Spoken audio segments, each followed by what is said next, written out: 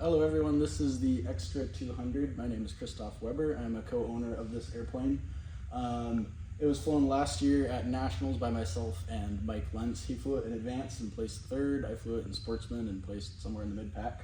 About the 200, it's very comparable to a 300L that has been shrunken down. So instead of having a 6-cylinder engine at the front, it has a 4-cylinder Lycoming 360 A1E, so an angle valve engine in there, putting out 200 horsepower at 2,700 RPM. So the wings on this airplane are most comparable to the Extra 300S, so very similar ailerons and wing shape and size. Same with the tail, but the main differences are that it's attached to a different fuselage than the 300S and a much smaller engine.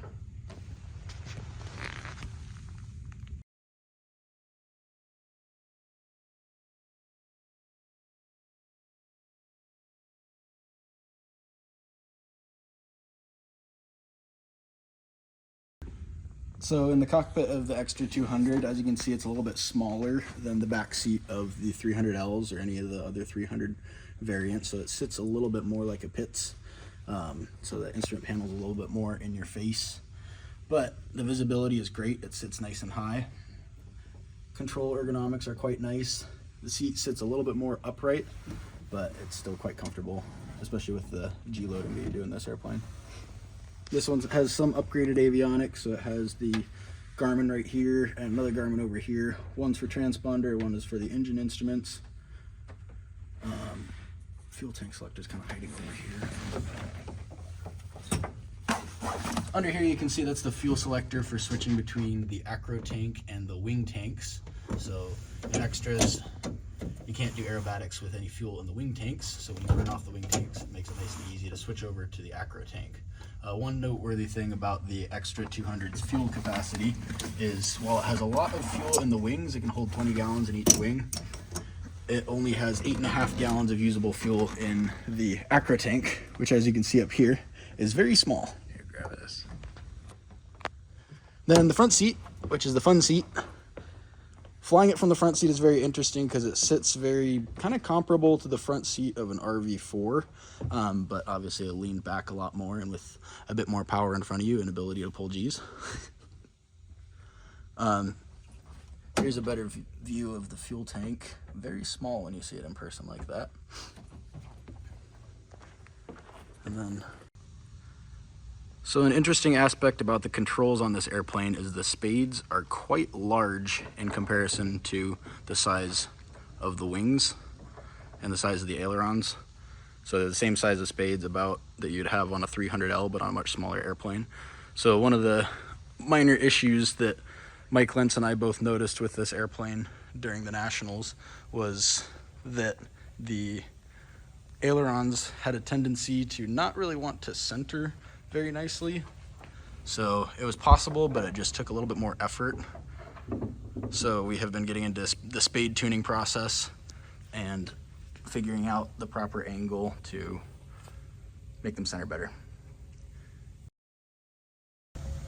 And for some of the performance specs on the Extra 200, it has a roll rate of around 360 degrees per second, pretty similar to other 2-seat Extra models. Can also do plus or minus 10 Gs when you're at acro weight. Maneuvering speed on it is 138 knots, so that's your maximum snap speed too. It snaps very, very nicely, probably even better than other 2-seat Extras.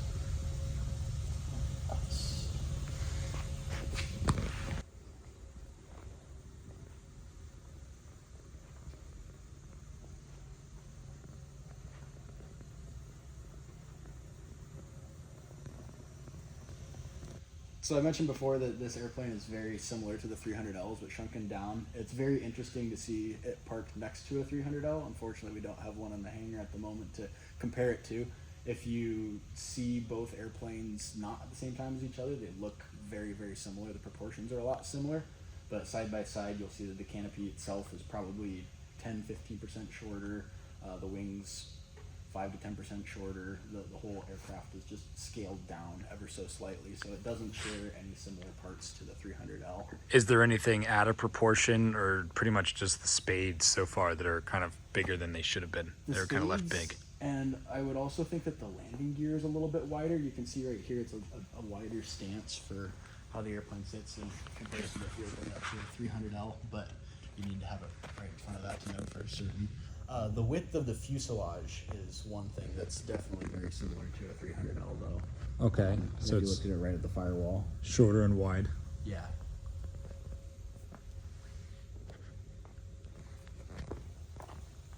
So 8.5 gallons, not even 9.5. Yep, 8.5 gallons. It has 9.5 total, I believe, but 8.5 are usable. 20 in the wings. Yep, 20 on each side. So for cross countries, it can go very, very far. But then when you're doing aerobatics, you can get about half an hour of aerobatics in before you have to land. So one of the nice creature comforts of this airplane is that it has a heater. You can kind of see it up on the exhaust right there. So in the wintertime, it keeps you from getting too cold. It's not quite like a heater that you'd have in a car, but it's definitely quite nice in the temperatures you're allowed to operate the airplane. With the breather tube that goes to the tail, you don't want that to freeze, so on colder days, you can't really fly when it's below freezing.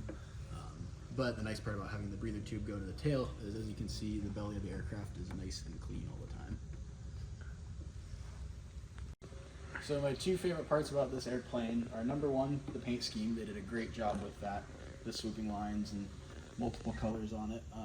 When we'll see from the front, it has some invasion stripes on each of the wings, which in competition, having a different scheme on the top versus the bottom is really helpful to make sure that the judges know which side of the airplane they're looking at and doesn't give any confusion there. But then how the aircraft handles, it's very, very easy to take off and land. Probably one of the easier tail draggers. It takes off and lands a lot like a decathlon as far as that level of easiness. So the ground handling of this airplane is very, very easy.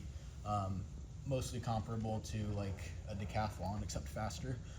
It doesn't have any tendency to try to go off the runway or prop strike or anything bad like that, which makes it a joy in the traffic pattern. My other favorite part about the airplane is the economics of it, and that with a 4-cylinder engine, it does not burn very much fuel at all. So for a full aerobatic flight, you can go out and only burn 4 gallons of gas, 3.5 gallons of gas, and have the most fun in the world, in my opinion. So here is the aerobatic sighting device on the wingtip. Each of the angles right here, as you can see, line up perfectly with where the pilot's head is in the cockpit. And the fun part is extra added this little adjustment piece right here. So with the assistance of some ground critique, you can determine exactly what vertical and 45 lines are and modify that.